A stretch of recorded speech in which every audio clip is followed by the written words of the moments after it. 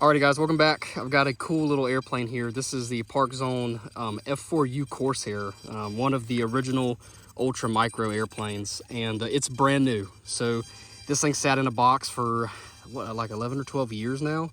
And I bought it from a guy who collected these. He never opened it. I was the first one to open it. I even had to peel off the plastic, and it was like stuck to the paint. So I had to carefully remove that. But yeah, I don't know how many left of these that are unflown like this. Now I have maidened it literally like 30 minutes ago, just because I wanted to make sure that the trims were all set. But this is going to be the second flight of a brand new F4U Corsair 12 years later. It's absolutely mint. There's absolutely nothing wrong with it. I grew up on these little things. I was like 10 years old when I started flying, and I had the T-28.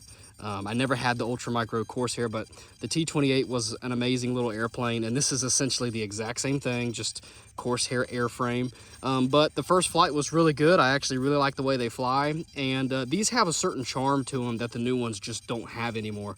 Just one little 1S150 with a little coreless brushed motor, no AS3X, no safe. It's just, you know, all manual, no gyro or anything. And there was just something really cool about these airplanes and the way they fly that even the new ones just doesn't recreate. So I really wish they would bring these back and sell these for like $99 like they did back in the day. But anyway, I'm gonna go ahead and pick up my DX9, and this thing is so old it actually flies on DSM-2, I think. So all right, we're gonna throw it off. I'm gonna leave the gear on it. It's more than likely gonna nose over, but it will be perfectly fine in this shortcut grass.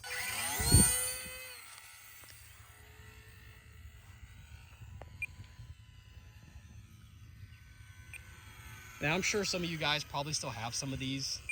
There were a lot of them sold, of course. And I'm really amazed at how slow they fly. Even a warbird like this one, the stall characteristics are super friendly, and you can fly them so slow that you can really appreciate the airframe and just the way they look.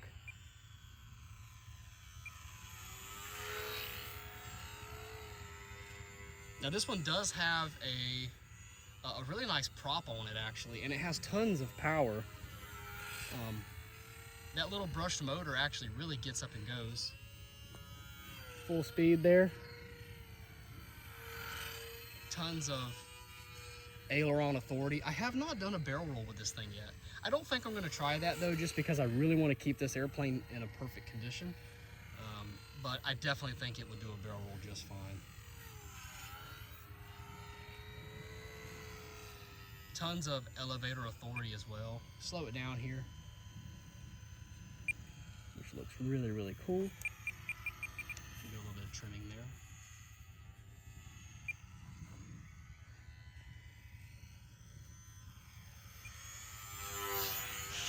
Yeah. It's really fun to fly these things. Like I said, they have some sort of charm that the new ones just don't have. Not only are these a little bit smaller than the newer ones, but the newer ones are so immensely overpowered that it almost kind of ruins the experience, whereas this airplane has just the perfect amount of power.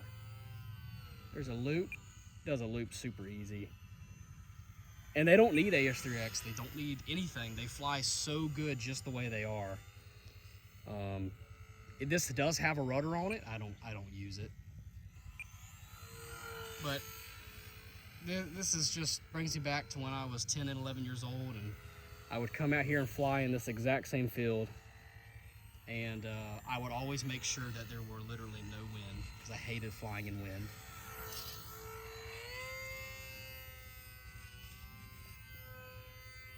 Okay, had to do a barrel roll, it got to me. So easily does barrel rolls.